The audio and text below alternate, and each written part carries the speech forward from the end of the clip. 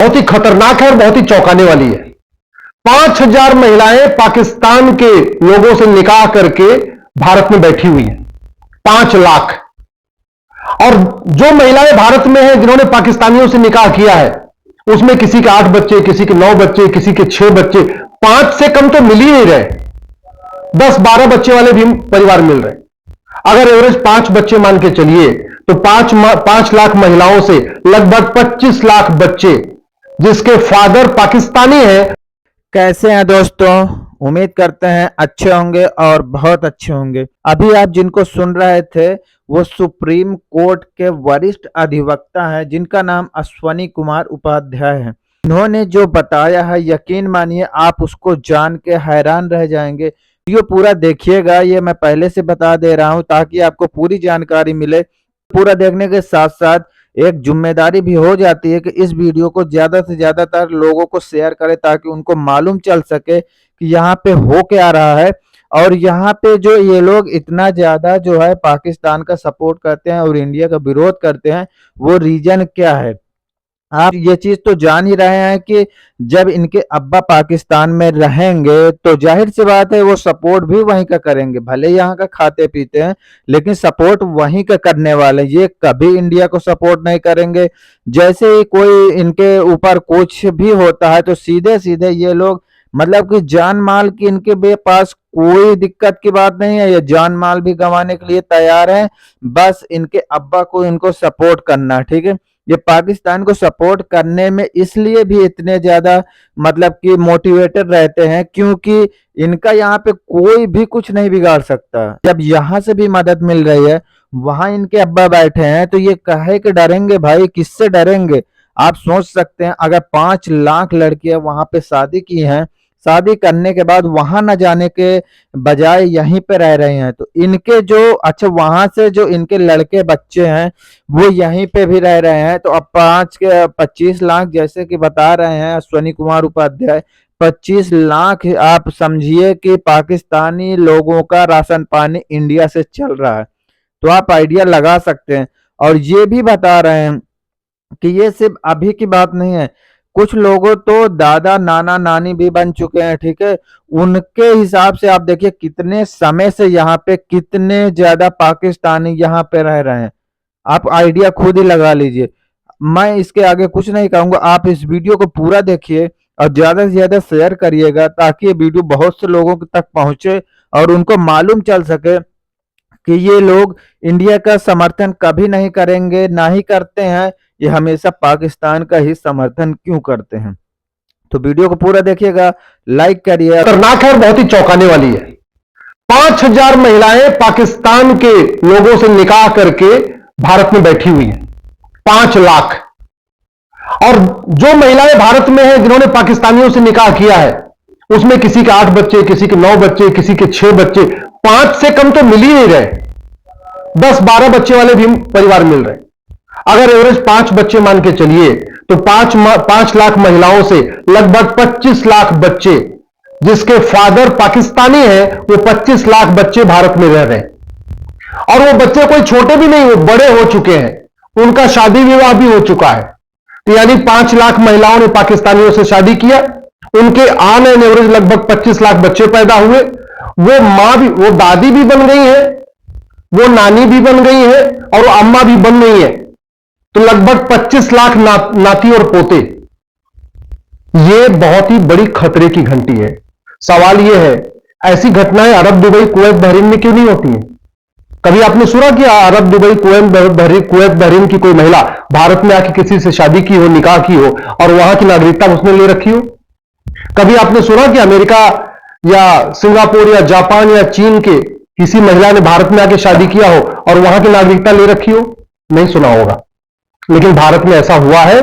5 लाख महिलाएं, उनके 25 लाख बच्चे, उनके लगभग 25 लाख नाती पोते। ये सिचुएशन आज की है। और ये क्यों हुआ है? क्योंकि हमारा फॉरेनर एक्ट 19 ये 46 चल रहा है। जो चल रहा था अब तो बदल गया है और ये सड़ा हुआ कानून था। घुसपैठ का भी मूल कारण था और इस समस्या का भी मूल कारण यही था। ये कानून अभी बदला गया है, इमिग्रेशन एक्ट आ गया है, ये 2025 में भी आया, इसी संसद सत्र में आया। लेकिन ये भी नए बोतल में पुरानी शराब जैसा है। इसमें भी वैसी कठोर सजा नहीं है जैसा सिंगापुर में है, जापान में है, अमेरिका में है, रूस में है, चीन में है, वैसा इसमें भी खतरनाक नहीं है। आखिर भारत में इतनी अराजकता का मूल कारण क्या है? मूल कारण यह है कि हम भगवान श्री राम की पूजा तो करते हैं, लेकिन राम नीति लागू नहीं करते। भगवान श्री राम ने कहा था, भय बिन होए न प्रीत। हम भगवान कृष्ण की पूजा करते हैं, लेकिन कृष्ण नीति लागू नहीं करते। भगवान कृष्ण ने कहा था, सठे साठ्यम समाचरित। हमारे पूर्वज खुद ही कहते थे, लोहा लोहे को काटता है, लेकिन हमने लोहा लोहे को काटता है इस सिद्धांत के अनुसार नियम कानून नहीं बनाया। नतीजा यह हुआ कि 5 लाख महिलाओं ने पाकिस्तानियों से शादी करके लगभग 25 लाख बच्चे पैदा कर दिए और उनके लगभग 25 लाख नाती पोते भी हो चुके। अब समाधान क्या है? समाधान वही जो हमारे पूर्वज करते थे, भगवान श्री राम और श्री कृष्ण कहते थे। सबसे पहले इस नई भारतीय न्याय संहिता को बदलना पड़ेगा। इसमें 4-5 नए चैप्टर जोड़ना पड़ेगा। एक चैप्टर जोड़ना पड़ेगा ऑफेंस रिलेटिंग टू इन्फिल्ट्रेशन, घुसपैठ से संबंधित अपराध। एक चैप्टर जोड़ना पड़ेगा offence relating to illegal immigration, कि अगर आप भारत में अवैध रूप से रह रहे हैं। एक चैप्टर इसमें जोड़ना पड़ेगा offence relating to cheating, fraud, forgery.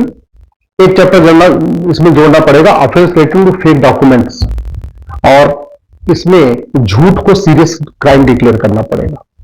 जब तक झूठ को गंभीर अपराध घोषित नहीं करेंगे और झूठ पकड़ने के लिए नार्को पॉलीग्राफ ब्रेन मैपिंग कानून नहीं बनाएंगे, तब तक भारत में अराजकता रहेगी और कोई भी अपराध कम नहीं होगा, और भारत दिन बाई दिन, डे बाई डे असुरक्षित होता चला जाएगा। और एक दिन हमारे हाथ से निकल जाएगा, जैसे हमारे हाथ से अफगानिस्तान निकल गया, पाकिस्तान निकल गया, बांग्लादेश निकल गया, कश्मीर निकल गया, बंगाल भी निकलने वाला है।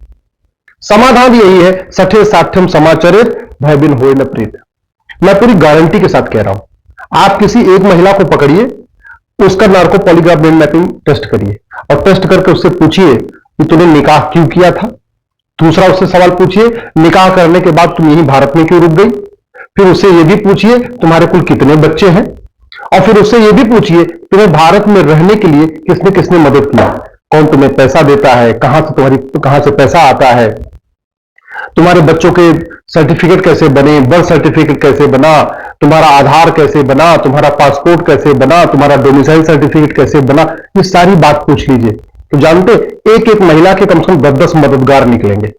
वो 10 लोग मदद क्यों कर रहे? क्योंकि भारत में न तो फर्जी डॉक्यूमेंट बनवाना गंभीर अपराध है, न बनवाना गंभीर अपराध है। तो महिला ने सारे डॉक्यूमेंट बनवा लिए क्योंकि वो सीरियस क्राइम नहीं है, और आधार बनाने वाले ने आधार बना दिया, नगर निगम वाले ने बर्थ सर्टिफिकेट बना दिया, तहसील वाले ने राशन कार्ड बना दिया, हर जगह के आरटी ऑफिस के दलाल ने उनको ड्राइविंग लाइसेंस बना के दिए। सारे डॉक्यूमेंट बनते चले जा रहे हैं। क्यों?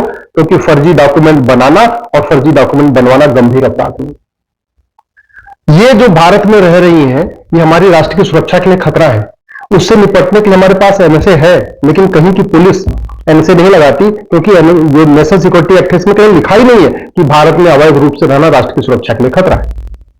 हमारे पास अनलॉफुल एक्टिविटीज है, भारत में अवैध रूप से रहना अनलॉफुल एक्टिविटी है, लेकिन इस कानून में कहीं लिखा ही नहीं है कि घुसपैठ करना या भारत में अवैध रूप से रहना या घुसपैठियों की मदद करना या अवैध रूप से रहने वालों की मदद करना या उनको डॉक्यूमेंट बना के देना, न ये राष्ट्र की सुरक्षा के लिए खतरा है, न ये अनलॉफुल एक्टिविटी है। तो न तो पुलिस एनएसए लगाती है, न तो पुलिस यूएपीए लगाती है।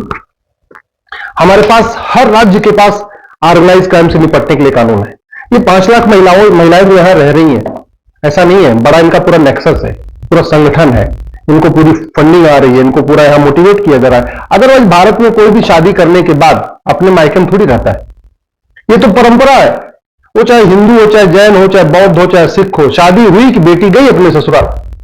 सवाल यह है कि ये शादी कर रही थी पाकिस्तान में, तो भारत में रह क्यों रही? क्या था इनका मोटिव? क्यों इन्होंने पाकिस्तान की नागरिकता नहीं लिया और भारत की नागरिकता पकड़ के बैठी रही? ये तो तभी पता चलेगा जब narco polygraph brain mapping test हो। लेकिन मैं पूरी जिम्मेदारी के साथ कह रहा हूं, ये एक ऑर्गेनाइज वेल प्लान्ड क्राइम है, और ऑर्गेनाइज क्राइम से निपटने के लिए हर राज्य के पास कानून है।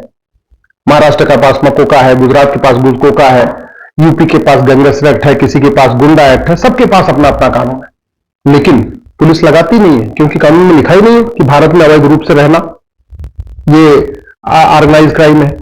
इवन जो ये नई भारतीय न्याय संहिता बनी है, इसमें एक प्रोविजन है वेजिंग वॉर। मैं कह रहा हूं, घुसपैठ करना, अवैध रूप से रहना, ये अपने आप में वेजिंग वॉर है, इनडायरेक्ट वॉर है। लेकिन पुलिस नहीं लगा रही है क्योंकि हमने वेजिंग वॉर में डिफाइन ही नहीं किया कि क्या क्या वेजिंग वॉर है। ऑर्गेनाइज क्राइम में डिफाइन ही नहीं किया कि क्या क्या ऑर्गेनाइज क्राइम है। नेशनल सिक्योरिटी एक्ट में डिफाइन ही नहीं किया कि नेशनल सिक्योरिटी के लिए क्या क्या खतरे हैं। अनलॉफुल एक्टिविटी में हमने डिफाइन ही नहीं किया कि क्या क्या अनलॉफुल एक्टिविटी है। तो जहां मन करता है पुलिस लगाती, जहां मन करता नहीं लगाती। और पुलिस इसलिए अपने उस पर चल रही है क्योंकि 1861 का पुलिस एक्ट चल रहा है। अब इस 1861 के पुलिस एक्ट का पुलिस सत्ता के गुलाम है। पहले अंग्रेजों के गुलाम थी, अब सत्ता के गुलाम है। तो पुलिस के लोग भी तो आदमी होते हैं ना, जो थानेदार, हवलदार या कलेक्टर, कप्तान या जो लोग भी है, अधिकारी, कमिश्नर है, वो भी तो इंसान है। उनको नौकरी करनी है, उनको अपने बच्चे पालना है। अगर वो सत्ता से झगड़ा कर लेंगे तो उनको तो रोज पर डे उनका ट्रांसफर करते रहेंगे, क्योंकि ट्रांसफर करने में कोई नियम कानून तो है नहीं। जब मन किया तो ट्रांसफर कर दिए। तो अगर हम भारत को सुरक्षित बनाना चाहते हैं, ऐसी चीजों से रोकना चाहते हैं, तो one nation one police code लागू करना पड़ेगा, पुलिस चार्टर लागू करना पड़ेगा। अब आप सोचिए कितनी भारत में अवैध गतिविधियां हो रही हैं, लेकिन अवैध गतिविधियां करने वाले और उनके मददगारों का आज तक किसी की नागरिकता खत्म ही नहीं हुई।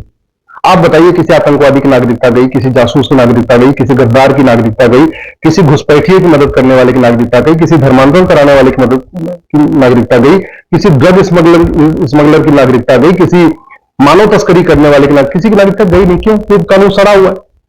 इसलिए मैं कहता हूं जो सिटीजनशिप एक्ट है इसको बदलना पड़ेगा, एक नया कानून बनाना पड़ेगा। नागरिकता देने और नागरिकता लेने के लिए फिर से एक नई टर्म्स कंडीशन बनाना पड़ेगा। ये जितने अवैध काम हो रहे हैं, जो महिलाएं यहां रह रही हैं, पक्का इनको फंडिंग आ रही होगी। और फंडिंग का सबसे बड़ा पैटर्न क्या है? नकली दवाओं के कारोबार से जो पैसा आता है उससे फंडिंग होती है, और जो ड्रग का कारोबार चलता है उससे फंडिंग आती है। ये क्यों चल रहा है? ये 1940 का बना हुआ ड्रग एक्ट महा सड़ा हुआ है, महा घटिया, इसलिए नकली दवाओं का कारोबार चल रहा है। ये एनडीपीएस एक्ट भी महा सड़ा हुआ है, महा घटिया, इसलिए ड्रग स्मगलिंग भी चल रही है।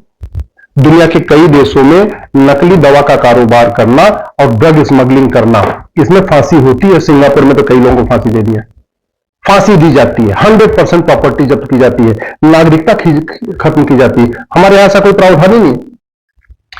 ये कांग्रेस ने 2010 में एफसीआर कानून बनाया था। जानते हैं क्यों बनाया था? भारत में अवैध कार्य करने वालों को फंडिंग कराने के लिए।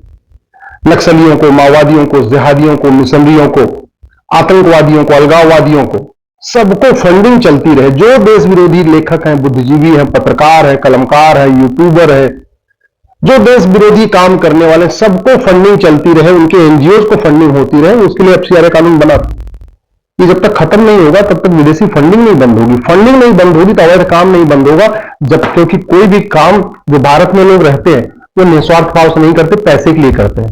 वो पैसे के लिए जासूसों की मदद करते हैं, पैसों के लिए गद्दारों की मदद करते हैं, पैसे के लिए घुसपैठियों की मदद करते हैं, पैसे के लिए मिशनरियों की मदद करते हैं। तो जब तक फंडिंग नहीं बंद होगी तब तक ये देश विरोधी काम नहीं बंद होंगे।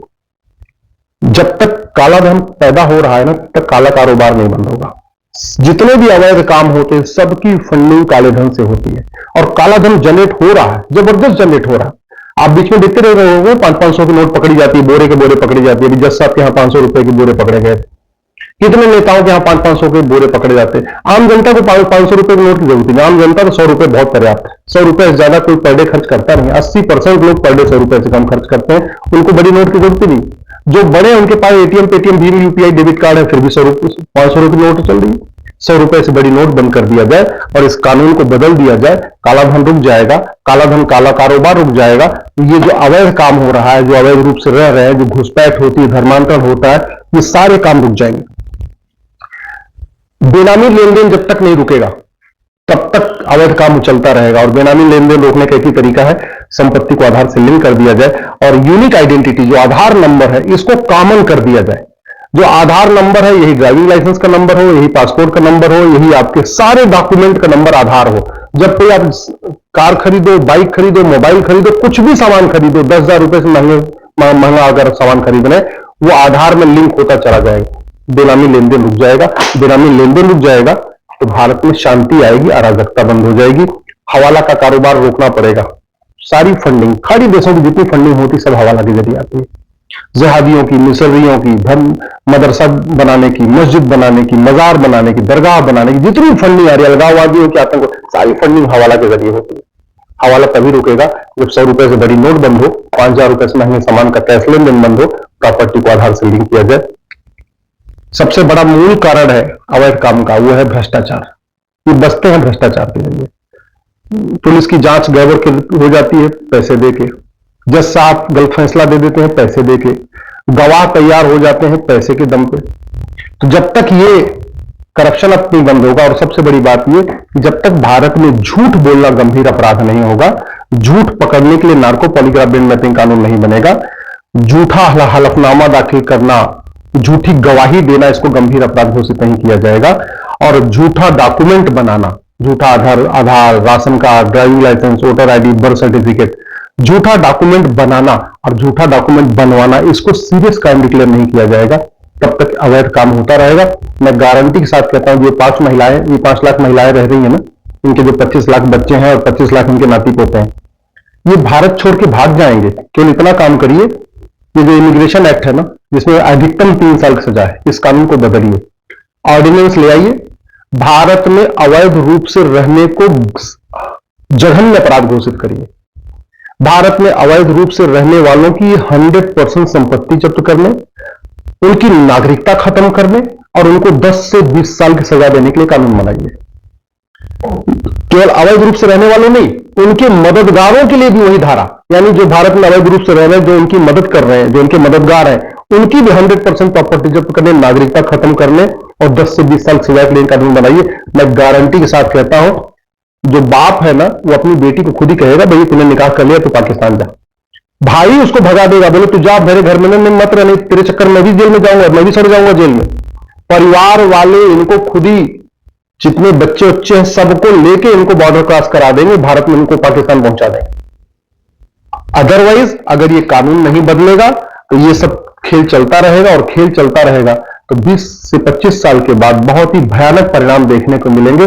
ऐसी चीजें देखने को मिलेंगी जो आप कल्पना नहीं कर रहे हैं। अभी आप कश्मीर देख रहे हैं, मुर्शिदाबाद देख रहे हैं, ये आपके मोहल्ले में भी होगा, आपके तहसील में भी होगा, आपके जिले में भी होगा, आपके आसपास भी होगा। इसलिए मैं आपसे आग्रह कर रहा हूं, कानूनों को बदलने की मांग करिए। डॉक्टर बदलने से बीमारी ठीक नहीं होगी, बीमारी ठीक होगी दवाई बदल